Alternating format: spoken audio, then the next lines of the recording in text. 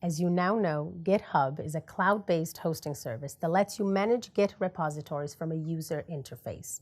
It's like a social network. You can follow users or accept code contributions from anywhere in the world. In a previous video, you created and cloned a repository to your local device. I am now going to explain to you how to pull the repository to your local device. I will be demonstrating commands that you can use in Git Bash Shell for Windows users and Terminal for Mac users. This refers to the application where the commands are typed in. Let's move to the directory I want by typing cd and the name of the directory, my first repo. Once inside the directory, run the list all command by typing ls -la. -la is short for list all. There are 4 items in this directory. I will focus on 2 of them, the .git item and the readme.md item.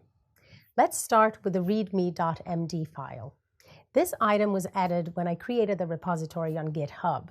The other item is a folder called .git, which is a hidden folder used to track all the changes. In Linux, any folder starting with a dot is a hidden folder.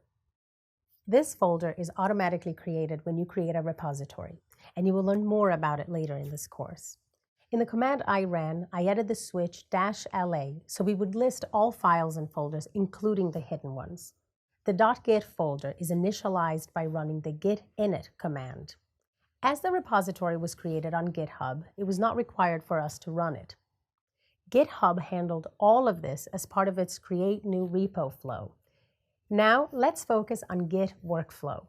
Git uses workflows which can be broken into 3 states, namely modified, staged, and committed. Now, I will go over each state and then provide an example of adding a new file to my Git repository to show it in action.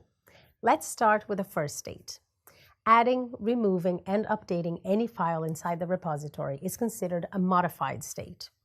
Git knows the file has changed, but does not track it. This is where the staging state comes in. Let's turn to it now. In order for Git to track a file, it needs to be put in the staged area. Once added, any modifications are tracked, which offers a security blanket prior to committing the changes. Then, the last state is the committed state. Committing a file in Git is like a save point in many ways. Git will save the file and have a snapshot of the current changes. Let me introduce you to an example that summarizes the workflow clearly. Suppose you have a workflow that contains the 3 stages just mentioned, as well as the remote repository. A file is added from the working directory to the staging area. From there, the file is committed and then pushed to the remote repository.